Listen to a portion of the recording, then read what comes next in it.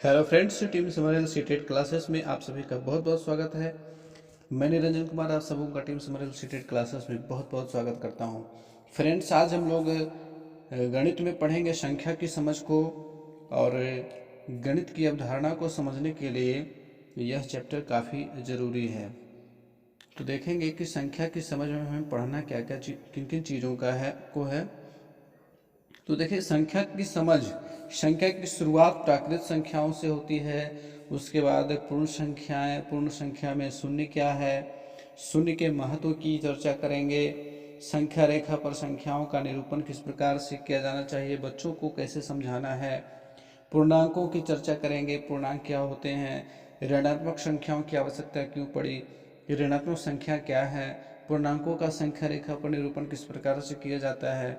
इसके बाद फिर परिमेय संख्याओं की चर्चा करेंगे, और इसके बाद अपरिमेय संख्याएं, फिर प्राकृत संख्या से वास्तविक संख्या तक का विकास किस प्रकार हुआ, और ऋणात्मक संख्याओं पर संक्रियाएं, जोड़ना व घटाना, फिर गुणा एवं भाग, फिर परिमेय संख्याओं पर संक्रियाएं, जोड़ना व घटाना, परिमेय संख्याओं का गुणा तथा भाग, इन सारे बिंदुओं को आज हम लोग पढ़ने जा रहे हैं। तो काफ़ी महत्वपूर्ण क्लास है और इसे पूरा देखेंगे आप लोग। तो चलिए शुरू करते हैं क्लास को।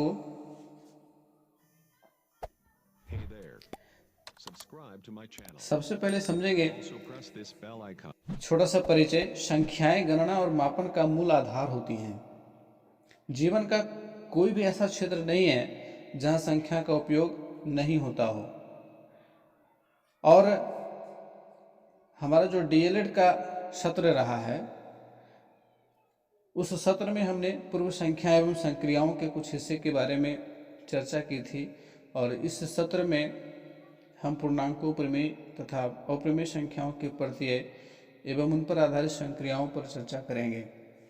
तो फ्रेंड्स, जितना ये डीएलएड के लिए महत्वपूर्ण है उतना ही सीटेट के लिए भी महत्वपूर्ण है, क्योंकि सीटेट का सिलेबस जो होता है वो डीएलएड के सिलेबस के ऊपर ही आधारित होता है और काफ़ी ज़्यादा मैचिंग होता है इनमें। तो बढ़ते हैं मुख्य सवाल की ओर, जो हमारा था प्राकृत संख्याओं से।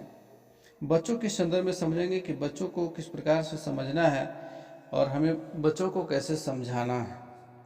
प्राकृत संख्याएं। गुड़िया अपने स्कूल के कार्य के लिए कॉपियां ले रही हैं। कॉपियां लेते समय उसने विषय के नाम बोलते हुए हर एक के लिए कॉपी उठाकर रखी। उसका कॉपी रखने का क्रम इस प्रकार से था: गणित, हिंदी, सामाजिक अध्ययन, विज्ञान व अंग्रेजी। अब इस क्रिया में गुड़िया ने क्या क्या किया, क्या हम इसे गिनना कह सकेंगे? क्यों नहीं। गुड़िया ने कॉपी की एक विषय के नाम के साथ एक एक की संगति बनाई और इन कॉपियों को वर्गीकृत किया, है ना। यहाँ गुड़िया ने गिनने की प्रक्रिया तो की, पर उसने संख्या नाम की जगह विषयों के नाम बोले। संख्या बता पाने के लिए उसे संख्या नामों की कड़ी का उपयोग करना था। वह विषय का नाम दिमाग में रखकर हर विषय के लिए कॉपी लेती तो ऐसे गिनती 1 2 3, है ना। इसमें एक क्रम में संख्या नामों की कड़ी के साथ गिने जाने वाले समूह वस्तुओं से एक की संगति करने पर हम समूह को गिन पाएंगे। गिनने की प्रक्रिया के क्या चरण हैं, किसी समूह का उदाहरण लेकर के इस प्रक्रिया को समझेंगे। और गिनने के लिए आवश्यक नामों की कड़ी से क्या अपेक्षाएं हैं? एक अपेक्षा तो यह है कि वह अंतहीन हो, यानी कितनी भी बड़ी संख्या को व्यक्त करने की उसमें क्षमता हो। अगर हम वस्तुओं के नाम सोचना शुरू करें तो पाएंगे कि हम बहुत अधिक नाम नहीं बोल पाते, है ना। यह भी समस्या है कि गुड़िया की कॉपियों की तरह हर बार यह नाम उसी क्रम में नहीं याद आते। तो फिर यह प्रश्न महत्वपूर्ण है कि इंसान द्वारा उपयोग की जाने वाली संख्या नामों की कड़ी में ऐसा क्या है कि वह हमें लगभग अंतहीन लगती है और उसे याद रखने में उतनी मशक्क़त नहीं करनी पड़ती है जितनी वस्तुओं के नाम याद करने में। अंग्रेजी की गिनती में अगर देखें तो 20 के बाद एक ऐसा क्रम शुरू हो जाता है जो आसानी से समझा जा सकता है ना। 20 और 1, 20 और 2 आदि। हमें 30 पर एक नया नाम चाहिए और 40 पर भी। इसके बाद 10-10 के अंतराल पर नाम गढ़ते हुए हम 100 तक पहुंचते हैं, जिसे 100 कहते हैं। और फिर अगला नया नाम 1000 पर चाहिए। अगर हम सोचें तो 12 के बाद 20 तक के नाम भी 310, 410, 510 आदि एक जैसे लगते हैं। संख्या नामों की लड़ी का यह गुण ही हमें बड़ी से बड़ी संख्या के लिए नाम बनाने में सक्षम बनाता है ना। तो ये कॉन्सेप्ट है, ये क्या है, ये अवधारणा है कि हमें प्राकृत संख्या इस प्रकार से समझनी है और बच्चों को समझानी है। कुछ प्रश्न इसमें दिए हुए हैं और यदि आप इन प्रश्नों पे काम करें तो आपकी अवधारणा और ज़्यादा स्पष्ट होगी। इसमें पहला प्रश्न है, हिंदी के संख्या नामों की लड़ी में किस तरह का क्रम है, इसे आप बताएं। 1, 2, 3, 4, 5, 6, 7, 8, 9, 10, 11, 12, 13, 14, 15, 16, 17, 18, 19, 20। यहाँ पे देखेंगे कि यहाँ 1 से लेकर के 9 तक, उसके बाद 1 के बाद 0 बैठाएंगे, फिर 1 पर 1 बैठाते हैं, 1 पर 2 बैठाते हैं, यानी कि संख्याओं का क्रम फिर बन जाता है ना। इस समुच्चय की सबसे अब देखिए दूसरा अगला जो प्रश्न है कि बच्चों द्वारा घर पर उपयोग की जाने वाली संख्याओं की लड़ी का पता करें और उसके पैटर्न को आगे बढ़ाइए। यदि आप टीचर हैं, कुछ बच्चों को पढ़ाते हैं, तो आप इस प्रयोग को जरूर करें। इससे आपको उनकी अवधारणाओं को समझने में काफ़ी मदद मिलेगी। संख्या नामों की इस लड़ी से बना समूह ही प्राकृत संख्याओं का समुच्चय कहलाता है। इस समुच्चय की सबसे छोटी संख्या 1 होती है, पर इसकी सबसे बड़ी संख्या हम नहीं बता सकते। समूह के हर 2 सदस्यों के बीच 1 का अंतर होता है। इसे हम कैपिटल N से निरूपित करते हैं और इस प्रकार से लिखते हैं n = 1 2 3 4 ...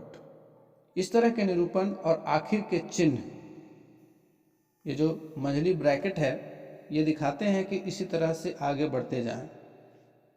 गणित व्यक्त करने की इस संक्षिप्त भाषा को सीखना आगे और गणित सीखने के लिए आवश्यक है। पूर्ण संख्याओं को हम लोग किस प्रकार से निरूपित करते हैं? पूर्ण संख्याओं यानी कि होल नंबर, तो इसलिए इसको कैपिटल W से सूचित किया जाता है और इसमें 0 से शुरुआत करते हैं। अब चर्चा करेंगे कि पूर्ण संख्या और प्राकृत संख्या में क्या फर्क है। What is the difference between whole number and natural number. तो पूर्ण संख्याओं में हम देखते हैं कि इस समुच्चय में शून्य शामिल है। तो शून्य क्या है? अब हमें शून्य की अवधारणा को समझना है और शून्य की अवधारणा काफ़ी महत्वपूर्ण होती है और एज ए टीचर, गणित के शिक्षक के रूप में आपको इसे छोटे छोटे बच्चों को समझाने में काफ़ी सहूलियत होगी यदि आप गणित की शून्य की अवधारणा को समझते हैं। कक्ष में शून्य की अवधारणा को समझाना जटिल होता है। इसे इस प्रकार से समझ लीजिए, छुट्टन एक लकड़हारा है। वह रोज जंगल से लकड़ियां काटकर गांव में लाकर बेचता है। कभी वह ज़्यादा लकड़ियां बेचता है तो कभी कम। अक्सर उसकी लकड़ियां बच जाती हैं। उसकी 5 साल की बेटी रानी हमेशा बची हुई लकड़ियों की गिनती करके लिखती है। वह इस प्रकार से बची हुई लकड़ियों की संख्या लिखती है, जितनी लकड़ियां बच जाती है वह उतनी पाई खींचती है, लाइन खींचती है। वह एक लकड़ी को एक लाइन से दर्शाकर लिख देती है। एक बार छुट्टन की सारी लकड़ियां बिक गई। रानी ने उससे पूछा कि आज की बची हुई लकड़ियां कहाँ हैं? तो छुट्टन ने उससे कहा कि आज तो सारी लकड़ियां बिक गईं। अब रानी को कुछ समझ में नहीं आया कि इस स्थिति को वह कैसे व्यक्त करे, कैसे दर्शाए। खूब सोचने के बाद उसने एक तरीका निकाला। उसने इस स्थिति को एक आड़ी रेखा से दर्शा दिया। ठीक है, पहले वह सीधी रेखा से दर्शा रही थी, लेकिन जब लकड़ियां नहीं बची तो उसने आड़ी रेखा से दर्शा दिया। इस तरह उसकी समझ से जब कोई भी लकड़ी ना बचे तो उसे आड़ी रेखा द्वारा दर्शाएं। इस स्थिति को हम शून्य भी कहते हैं। अर्थात हम कहते हैं कि जब कोई भी लकड़ी या गिनी जा रही कोई वस्तु ना हो तो शून्य है। हम अक्सर शून्य के बारे में ऐसे ही बात करते हैं, अर्थात किसी भी चीज का ना होना शून्य है। वर्तमान संख्या पद्धति में हम शून्य के लिए प्रतीक शून्य का उपयोग करते हैं। ये जो प्रतीक है, रानी ने प्रतीक बनाया था ये, और हमारा जो मानक संख्या पद्धति है उसमें शून्य का प्रतीक, जीरो का सिंबल ये है। अब चर्चा करते हैं शून्य का महत्व क्या है। संख्याएं लिखते समय 9 के बाद 10, 99 के बाद 100 और 999 के बाद 1000 लिखते हैं। इसी तरह और आगे भी। स्पष्ट है कि कुछ नहीं होने का अर्थ यह भी हो सकता है कि उसके नहीं होने का कोई अर्थ नहीं है, यानी इसे रख भी सकते हैं और हटा भी। संख्या लिखने की पद्धति 10 आधारित है, जिसकी मदद से 10 अंक चिन्हों के द्वारा हम बड़ी से बड़ी संख्या को दर्शा सकते हैं। जैसे 2,05,07,175 जैसी बड़ी संख्या को हम केवल 8 अंक चिन्हों द्वारा दर्शा सकते हैं। संख्या बहुत बड़ी है, 2,05,07,175, लेकिन अंकों के द्वारा हम केवल 8 चिन्ह रूपों में इसे दर्शा सकते हैं। इस पद्धति में हम शून्य को नहीं हटा सकते। इस 2,05,07,175 में शून्य का बहुत महत्व है। यहाँ शून्य का होना यह नहीं दर्शाता कि हमारे पास शून्य वस्तु है और इसे हम हटा नहीं सकते, क्योंकि यह दिखाता है कि यहाँ दहाई का मान शून्य है। इसी तरह 2000 में दहाई और सैकड़ा में शून्य के इस्तेमाल का अर्थ यह है कि दहाई और सैकड़ा का कोई मान नहीं है, पर इनके ना होने पर शून्य 2 खिसक के 4 के पास आ जाएगा और संख्या 24 ही रह जाएगी।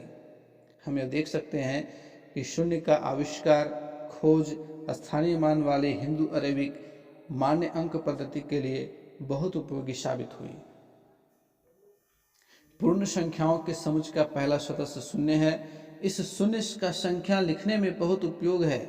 हम जानते हैं कि 9 के बाद 10 लिखने के लिए हमें नए चिन्ह की आवश्यकता नहीं होती। 99 के बाद 100 लिखने के लिए भी हमारा काम 0, 1, 2, 3, 4, 5, 6, 7, 8, 9 इन्हीं प्रतीकों के अर्थात इन्हीं 10 अंकों से काम चल जाता है। इस तरह की संख्या लिखने के क्रम को हिंदू अरबी पद्धति कहते हैं। हिंदू अरबी पद्धति में 10 स्वतंत्र अंकों की मदद से सारी संख्याएं लिखी जा सकती हैं। रोमन पद्धति में 10 तक की संख्या लिखने के लिए कितने स्वतंत्र चिन्ह चाहिए? 10 के बाद किन किन संख्याओं को लिखने के क्रम में इन चिन्हों की आवश्यकता होगी? आपने देखा होगा कि रोमन अंक पद्धति में बड़ी संख्याएं लिखने में काफ़ी परेशानियां आती हैं। तो एक छोटा सा प्रश्न इसके ऊपर भी है कि रोमन अंक पद्धति में बड़ी संख्या लिखने में क्या क्या परेशानियां आती हैं, उदाहरण सहित वर्णन कीजिए। अगला जो टॉपिक है, संख्या रेखा पर संख्याओं का निरूपण। तो संख्या रेखा पर संख्या कैसे हम दर्शाएंगे, इसके ऊपर चर्चा करते हैं। संख्या रेखा है क्या? सबसे पहले इस चीज को समझते हैं। तो संख्या रेखा एक ऐसी रेखा है जिस पर हम प्रत्येक संख्या को एक इकाई दूरी पर एक बिंदु द्वारा दर्शाते हैं। पूर्ण संख्याओं को हम संख्या रेखा पर इस प्रकार से दर्शा सकते हैं, 0, 1, 2, 3, 4, 5, 6, 7, 8 इस प्रकार से। इस रेखा पर 0 से 1 के बीच की दूरी इकाई, 0 से 1 के बीच जो दूरी है वह इकाई दूरी है। हर एक दूसरे के तुरंत बाद आने वाली संख्याओं के बीच इकाई दूरी ही होगी। संख्या रेखा पर हम असंख्य संख्याएं दर्शा सकते हैं। अब बच्चों के लिए एक गतिविधि है। फर्श पर एक संख्या रेखा बनाएं और इस पर किसी भी बिंदु को 0 कहा जा सकता है। किसी बच्ची को या किसी बच्चे को 0 का एहसास करवाने के लिए यह खेल खिला सकते हैं। जैसे हम 3 से शुरू करके बच्चों को 3 बार आगे की ओर कूदने को कहें, फिर 4 बार उल्टा कूदकर 2 पर आने को कहें। अब वह 1 बार और उल्टा कूदे और फिर 1 बार और कूदकर 0 पर आ जाए। इस खेल से और अन्य खेलों की मदद से बच्चों को यह समझने में मदद मिलेगी कि 0 का मतलब सिर्फ कुछ नहीं होता। यह एक संदर्भ बिंदु के रूप में भी इस्तेमाल किया जाता है, जैसे तापमान मापने में, पानी का तल मापने में, लाभ हानि को व्यक्त करने में और इसी तरह अन्य जगहों में। अब फिर से कुछ प्रश्नों के ऊपर चर्चा करते हैं। 3 ऐसी परिस्थितियों का उदाहरण दीजिए जहां शून्य को संदर्भ चिन्ह के रूप में इस्तेमाल किया जाता है। अगला प्रश्न है, प्राकृत संख्याओं में शून्य जुड़ने से उस समूह को W बराबर 0 1 2 3 डॉट डॉट डॉट लिखना सही है, क्यों? यह भी बताएं कि समूह में प्राकृत संख्याओं की तुलना में कौन सा नया गुण है। अब अगला महत्वपूर्ण बिंदु है पूर्णांक। पिछले भाग में हमने देखा कि छुट्टन लकड़हारे की लड़की के सामने जब ऐसी स्थिति आई कि कुछ भी नहीं बचा तो उसने इस विशेष स्थिति को शून्य बताया। हमने यह भी देखा कि झील में पानी के तल, लाभ, हानि आदि के लिए भी हमें संख्याओं की और उसमें शून्य की जरूरत पड़ती है। हम यह जानते हैं कि कई जगहों पर ताप 0 डिग्री सेल्सियस से कम मापा जाता है। झील का पानी कई बार तल से भी नीचे रह जाता है। व्यापार में शून्य लाभ होने के स्थान पर पहले से राशि कम हो जाती है। ऐसी सभी परिस्थितियों में हमें शून्य से कम की ओर जाना होता है। इसी क्रम में जब हम आगे बढ़ते हैं तो पूर्णांकों को समझने से पहले हमारा सामना ऋणात्मक संख्याओं से होता है। इन सब उदाहरणों में हमें शून्य से भी छोटी संख्या की आवश्यकता होती है।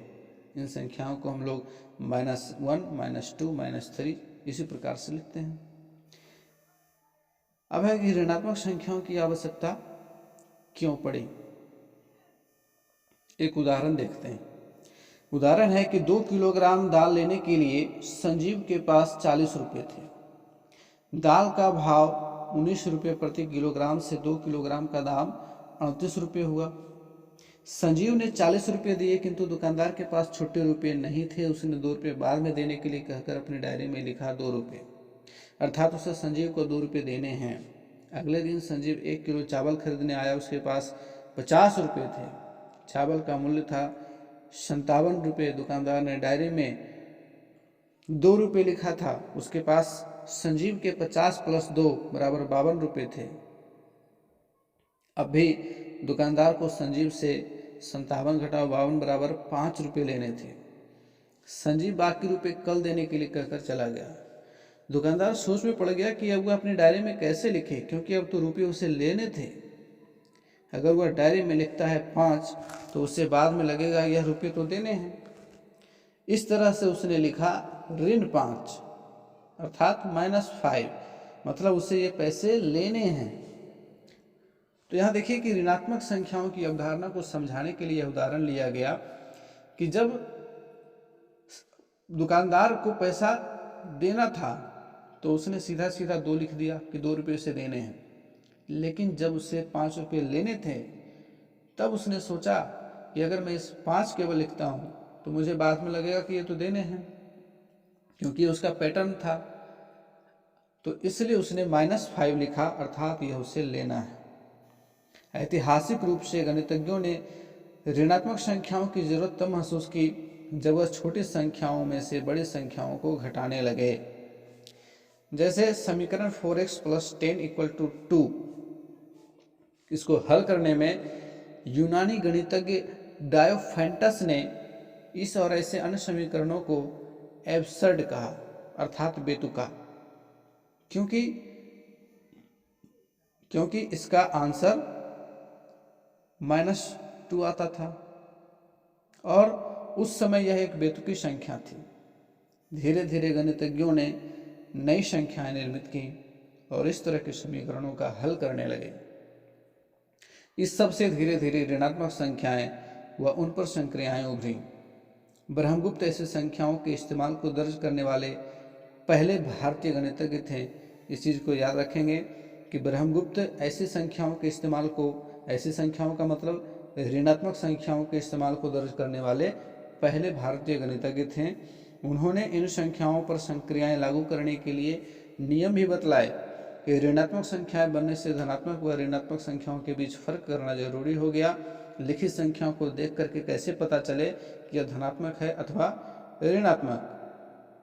शुरुआत में ऋण 3 को दर्शाने के लिए P3, M3 आदि प्रतीकों का उपयोग होता था, लेकिन अब जो है ऋण 3 को दर्शाने का तरीका सरल हो गया है। इसके आगे अब माइनस का चिन्ह लगा देते हैं। किसी भी संख्या को अगर ऋणात्मक दिखाना हो तो उसके आगे माइनस लगा दिया जाता है ना। तो ऋणात्मक संख्या क्या है? अभी हम लोगों ने इसकी अवधारणा की चर्चा की। मेरे एक शिक्षक मित्र को बच्चों को ऋणात्मक संख्या सिखाने में बहुत दिक्कत होती है। जब वह बच्चों से पूछते हैं कि ऋणात्मक संख्याएं क्या हैं, तो वे कहते हैं कि वो संख्याएं जो शून्य के पहले आती हैं। जाहिर है उनका संख्या रेखा पर, उनका असर जो है संख्या रेखा पर ऋणात्मक संख्याओं के स्थान से होता है। कई बार वह ऋणात्मक संख्याओं को छोटी मान करके उन्हें दशमलव भिन्नों यानी एक के टुकड़े के रूप में भी मानने लगते हैं। वे टुकड़ों को देख सकते हैं, चूंकि वे प्रत्यक्ष है और ऋणात्मक संख्या को हम किसी भी तरह ठोस वस्तुओं के प्रतीक के रूप में नहीं दिखा सकते। इसलिए शिक्षकों के सामने भी यह प्रश्न होता है कि बच्चों को ऋणात्मक संख्याएं कैसे सिखाएं। एक उदाहरण लेते हैं। मोहन की मौसी रत्ना एक गणित की शिक्षिका है। मोहन ने उनसे ऋणात्मक संख्याओं को ना समझने का जिक्र किया तो रत्ना ने एक कहानी सुनी। एक कुएं में बांस की एक सीढ़ी खड़ी थी। चित्र में आप देखें, पहला जो चित्र है, सीढ़ी का आधा भाग कुएं की मुंडेर पर था, मुंडेर इसे कहते हैं। बांस की सीढ़ी पर हर एक फुट पर गांठ थी, हर एक फुट पर एक फीट के ऊपर एक गांठ थी, अर्थात एक डंडा था। एक मेंढक कुएं की मुंडेर पर बैठा था। वह कभी छलांग लगाकर बांस की सीढ़ी पर ऊपर चढ़ता था तो कभी बांस की सीढ़ी पर नीचे कूदता। चाहे वह नीचे कूदे अथवा ऊपर छलांग लगाए, वह एक बार में एक गांठ चलता था। ठीक है। रमेश ने मोहन से पूछा, यदि मेंढक 2 पायदान ऊपर कूदे और फिर 5 पायदान और ऊपर कूदे तो वह कहाँ होगा? और यदि मेंढक मुंडेर 5 पायदान ऊपर कूदे और फिर 5 पायदान नीचे कूदे तो मेंढक कहाँ होगा? और यदि मुंडेर से 3 पायदान नीचे कूदे तो वह कहाँ होगा? जब मोहन को कुछ अभ्यास हो गया, तब रमेश ने ऊपर नीचे शब्द को छोड़ ऊपर 7 के लिए +7 और नीचे के जगह के लिए माइनस चिन्ह का इस्तेमाल करने को कहा। यह स्पष्ट था कि नीचे वाली संख्याओं के साथ माइनस चिन्ह और ऊपर वाली संख्याओं के साथ प्लस लगाना जरूरी था ताकि उन्हें अलग पहचाना जा सके। इसके जरिए हम कक्षा में बच्चों को ऋणात्मक संख्याओं से परिचित करवा सकते हैं। इस प्रकार के उदाहरण से वजह टीचर आप लोगों को भी ये समझना होगा, ऐसे उदाहरण ढूंढने होंगे जो बच्चों को सरलता से समझ में आ सके। इसके जरिए बच्चों को यह भी अभ्यास करवा सकते हैं कि -15 -5 के मुकाबले 0 से ज़्यादा दूर है, पर वह -5 से छोटी है। बच्चे, जब आप बच्चों से सवाल पूछोगे कि -5 बड़ा है या -15, तो वे चूंकि जानते हैं कि 5 15 से छोटी होती है, इसलिए वे कह देंगे कि -15 बड़ी है। लेकिन उन्हें समझाना है कि -5 -15 से बड़ी है। वे भी समझ जाते हैं कि -5 से 3 तक पहुंचने के लिए 8 पायदान ऊपर चढ़ना होता है। इस उदाहरण से यह जरूरी है कि उन्हें कई और सवाल दें ताकि वे धीरे धीरे ऋणात्मक संख्याओं के ये गुण समझ पाएँ और धनात्मक संख्याओं के साथ इनका संबंध भी देख पाएँ। हालांकि बच्चों के लिए यह समझना आसान नहीं होता कि -8 0 से -7 की तुलना में ज़्यादा दूर है और वह -7 से छोटा भी है। फिर भी इस प्रकार के अभ्यास मदद करते हैं संख्याओं को समझने में। प्रश्न है, बच्चों को ऋणात्मक संख्या समझाने के लिए एक और उदाहरण सोचिए। अब है पूर्णांकों के गुण। हमने देखा कि संख्या 1 2 3 प्राकृतिक संख्याओं के समुच्चय में आती हैं। इस समुच्चय में जब शून्य को शामिल किया जाता है तो संख्याओं का एक नया समुच्चय प्राप्त होता है जो पूर्ण संख्याओं का समुच्चय कहलाता है। जैसा कि हमने उपर्युक्त उदाहरणों परिस्थितियों में देखा कि कुछ स्थितियों में हमें ऋणात्मक संख्याओं की आवश्यकता पड़ती है। अब यदि हम पूर्ण संख्याओं के समुच्चय में इन ऋणात्मक संख्याओं को भी मिला दें तो हमें नया समुच्चय प्राप्त होगा। इस नए समुच्चय में प्राकृतिक संख्याएं, शून्य व ऋणात्मक संख्याएं तीनों शामिल होंगी और यह समुच्चय पूर्णांक कहलाता है, इंटीजर कहलाता है। इस समुच्चय को अंग्रेजी के Z अक्षर से दिखाया जाता है। इस समुच्चय में z = -3 -2 -1 0 1 2 3 इस प्रकार से हम एक उदाहरण दे सकते हैं। हम जानते हैं कि प्राकृतिक संख्याओं का समुच्चय जोड़ के मामले में समृद्ध है। पूर्णांक के समुच्चय के बारे में हम क्या क्या कह सकते हैं, ये बताना। जैसे हमने पूर्ण संख्याओं को संख्या रेखा पर रखकर देखा था, पूर्णांकों की भी हमें संख्या रेखा पर दिखा सकते हैं। इसके लिए संख्या रेखा को शून्य से बाईं ओर बढ़ाना होगा, है ना। संख्या रेखा को शून्य से बाईं ओर बढ़ा देंगे और बाईं ओर जैसे जैसे आगे जाते जाएंगे तो माइनस की संख्या बढ़ती जाएगी और दाईं ओर धनात्मक संख्याएं होंगी। एक प्रश्न और भी है, ऐसे सवाल बनाएं जिनमें बच्चों को संख्या रेखा पर संख्या लिखने, जोड़ने, घटाने आदि का अभ्यास करना हो। एज ए टीचर जब आप ऐसे सवाल बनाएंगे तो आपकी अवधारणा और ज़्यादा स्पष्ट होगी और उन सवालों को हल करने के लिए आप दैनिक जीवन में उदाहरण ढूंढ सकेंगे। अब बढ़ते हैं परिमेय संख्याओं की ओर। देखेंगे परिमेय संख्याएं क्या हैं। प्राकृत से पूर्णांक संख्याओं के लिए दैनिक जीवन में हमें कई उदाहरण मिल जाते हैं जो समझ निर्माण के लिए मददगार होते हैं। परिमेय संख्याओं के संदर्भ में कुछ संख्याओं के लिए जैसे 1/2, 1/4 इत्यादि तो हमें दैनिक जीवन से जुड़े उदाहरण मिल जाते हैं, पर अन्य सभी संख्याओं का दैनिक जीवन में इतना उपयोग नहीं होता। भिन्नात्मक संख्याएं भी परिमेय संख्याएं ही हैं। ये दो पूर्ण संख्याओं के संयोजन के रूप में दर्शाई और लिखी जाती हैं। आमतौर पर भिन्न को पूर्ण के हिस्से के रूप में के तरीके से परिचय करवाया जाता है। इसके लिए विभिन्न ज्यामितीय आकृतियों के समान हिस्से कर उनमें से कुछ हिस्से को रंग दिया जाता है और रंगे हुए बराबर हिस्से और कुल हिस्सों की गिनती के आधार पर भिन्न संख्या बनती है। अंश बराबर रंगे हिस्से और हर बराबर कुल हिस्से।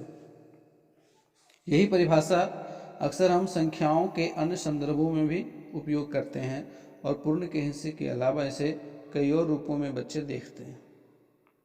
अब जैसे कि चित्र में देख सकते हैं आप, एक वर्ग को 4 भागों में बांटा गया, इसमें से 3 भागों को रंग दिया गया। अब इस कुल 4 डिब्बे में से 3 डिब्बे यानी कि 3/4 हैं। समूह के बंटवारे के संदर्भ में यहाँ पर बीजों का बंटवारा किया गया है। 6 भाग को रंग दिया गया, 4 भाग को छोड़ दिया गया। यहाँ पे पेन को देखेंगे, है ना। तो इस प्रकार से हम लोग भिन्नात्मक संख्याओं का संदर्भ दिखाते हैं। मापक के रूप में 3/4 का मतलब 1/4 जैसे 3 हिस्से को मिलाओ तो 3/4 आएगा।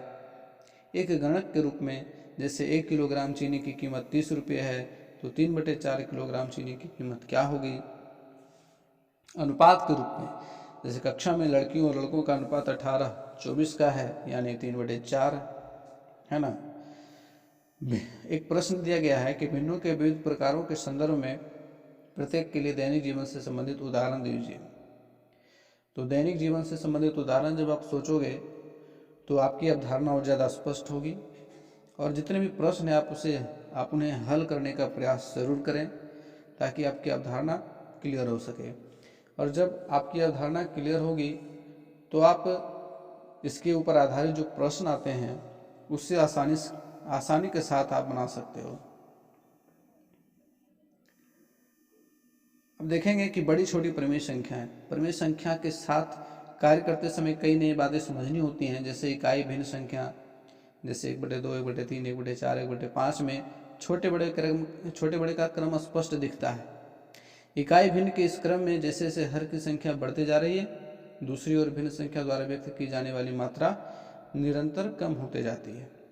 अक्सर बच्चे इस क्रम को गड़बड़ा जाते हैं, जैसे वे 1/5 को ही सबसे बड़ा मानते हैं क्योंकि इसमें 5 शामिल है। यह और मुश्किल हो जाता है जब अंश और हर दोनों में ही बड़ी संख्याएं हों, जैसे 31/35 आदि। इसकी तुलना 3/2 से करने में बच्चों का बड़े छोटे में भ्रम हो जाता है। इसलिए इन सब पहलुओं पर और संक्रियाओं पर भी समझ बनानी होगी। परिमेय संख्याओं का संख्या रेखा पर निरूपण किस प्रकार किया जा सकता है, इसे समझेंगे। संख्या रेखा पर परिमेय संख्याओं को दिखाने से बच्चों को अपनी समझ बनाने में मदद मिलती है। पूर्णांकों में हर संख्या अगली संख्या से इकाई दूरी पर मिलती है। हम गिन सकते हैं कि दिए गए दो पूर्णांकों के बीच कितने पूर्णांक हैं। क्या यह परिमेय संख्याओं के लिए भी हो सकेगा? तो ये ऊपर जो रेखा है संख्या रेखा, यह पूर्णांकों के लिए है, पूर्णांकों का संख्या रेखा पर निरूपण। अब हमें परिमेय संख्याओं को संख्या रेखा पर दिखाना है तो इसमें हम देखेंगे इस प्रकार से हम 1/2 और 2 को 0 और 1 के बीच में दर्शाएंगे। अब 1/2 और 0 के बीच 1/4 है क्या आप गिन सकते हैं कि 0 और 1 के बीच या 0 और -1 के बीच कितनी परिमेय संख्याएं हो सकती हैं? तो परिमेय संख्याएं 0 और 1 के बीच या 0 या -1 के बीच अनंत हो सकती हैं। परिमेय संख्याओं को p/q के रूप में व्यक्त करते हैं, जहां p और q पूर्णांक होते हैं और q is not equal to 0। किताबों में हमने ये परिभाषा जो है पढ़ी हुई है। अब कुछ प्रश्न हैं। क्या पूर्ण संख्याओं को भिन्नात्मक संख्याओं के रूप में लिखा जा सकता है? अगला प्रश्न है, परिमेय संख्या किन किन संक्रियाओं के लिए समृद्ध है? उदाहरण देकर समझाएं। समृद्ध वाले बिंदु को समझना है तो आप क्लास 8 के मैथमेटिक्स का फर्स्ट लेसन आप पढ़ें, आपको समझ में आ जाएगा। अगला पॉइंट है अप्रमेय संख्या। हमने देखा कि 0 और 1 के बीच और फिर 1 और 2 के बीच असंख्य प्रमेय संख्याएं हैं, इतने सारे कि कोई भी दो प्रमेय संख्याओं के बीच कई और प्रमेय संख्याओं को खोजा जा सकता है। इसे आप कैसे सिद्ध करेंगे? इससे एक नया प्रश्न उठता है। 1 और 2 के बीच जितने बिंदुएं हैं, क्या वे सारे के सारे प्रमेय संख्या द्वारा ढक लिए जाते हैं? ऐसा लगता है कि अनंत संख्या होगी तो सब कुछ ढक ही लिया जाएगा। कुछ बिंदु फिर भी छूट जाते हैं जो p/q q is not equal to 0 के रूप में नहीं है। एक उदाहरण से इसे समझते हैं। एक समकोण समद्विबाहु त्रिभुज जिसकी भुजा 1 सेंटीमीटर है। पाइथागोरस प्रमेय के उपयोग से यदि हम कर्ण ज्ञात करना चाहें तो √2 आएगा मान, है ना। यहाँ √2 एक ऐसी संख्या जिसे हम p/q, जहाँ p q पूर्णांकों के रूप में नहीं लिख सकते हैं। यह बिंदु किंतु संख्या रेखा पर है। इसे दर्शाने के लिए हम संख्या रेखा पर 0 से इकाई वर्ग के कर्ण के बराबर की दूरी पर बिंदु P लगा सकते हैं। चित्र में 0b कर्ण है और 0b बराबर की दूरी पर एक बिंदु 1, यह बिंदु P संख्या रेखा पर √2 को प्रदर्शित करता है। अप्रमेय संख्याओं का निरूपण के लिए आप क्लास 9 के मैथमेटिक्स के पहले लेसन को देखें। उसमें आपको अप्रमेय संख्याओं का निरूपण बताया गया है। संख्या रेखा पर √3, √5 को निरूपित करने के लिए आप बच्चों को कैसे समझाएंगे? ये एक प्रश्न आपके लिए है। एक और प्रश्न है कि √2, √3, √5 के अलावा कौन सी अप्रमेय संख्याएं हो सकती हैं? अप्रमेय संख्याओं का नियम क्या हो सकता है? इन सारी चीज़ों के ऊपर आप सोचें, विचार करें और अपने नोट्स बनाएं। लगभग 400 ईसा पूर्व प्रसिद्ध यूनानी गणितज्ञ पाइथागोरस के अनुयायियों ने अप्रमेय संख्याओं का सबसे पहले पता लगाया था। इन संख्याओं को अप्रमेय संख्याएं कहा जाता है क्योंकि इन्हें पूर्णांकों के अनुपात में नहीं लिखा जा सकता है। 425 ईस्वी पूर्व थियोडोरस नामक गणितज्ञ ने यह दर्शाया था कि √3, √5, √6, √7, √10, √11, √12, √17 आदि भी अप्रमेय संख्याएं हैं। साथ ही 1700 ईस्वी के अंत में लैम्बर्ट और सेजांड्रे ने सिद्ध किया कि पाई भी एक अप्रमेय संख्या है। पाई से आप लोग परिचित होंगे। पाई एक अप्रमेय संख्या है, इस बात को भी जानते होंगे। लैम्बर्ट और सेजांड्रे ने यह सिद्ध किया था कि पाई एक अप्रमेय संख्या है। वास्तविक संख्याओं के बारे में अब समझते हैं। वास्तविक संख्याएं क्या हैं? वास्तविक संख्याएं अर्थात रियल नंबर वास्तविक संख्याओं के समुच्चय को अंग्रेजी अक्षर R से, कैपिटल R से निरूपित किया जाता है रियल नंबर के कारण। प्राकृत संख्या से वास्तविक संख्या तक का विकास इस प्रकार से हुआ, इसे समझते हैं। अब यहाँ देखेंगे कि ये 4 पोटलियाँ हैं। पहली पोटली में प्राकृत संख्याओं का संग्रह है, दूसरी में पूर्ण संख्याओं का संग्रह है, तीसरी में पूर्णांकों का संग्रह है, चौथी में प्रमेय संख्याओं का संग्रह है। अब इन चारों पोटलियों को एक ही पोटली में डाल दिया जाए तो हमें वास्तविक संख्याओं का समुच्चय प्राप्त होगा।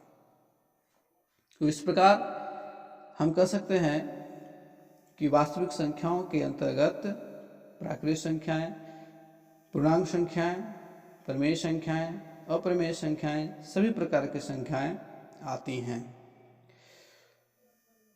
फ्रेंड्स, आज के क्लास में इतना ही। आज के क्लास में हम लोगों ने संख्याओं के विभिन्न रूपों को समझा, बच्चों को किस प्रकार से समझाना है, उनकी अवधारणा कैसे स्पष्ट करनी है, इन सारे बिंदुओं पर विस्तार से चर्चा किया। मिलते फिर से अगले क्लास में इसके अगले भाग के साथ। तब तक के लिए गुड बाय।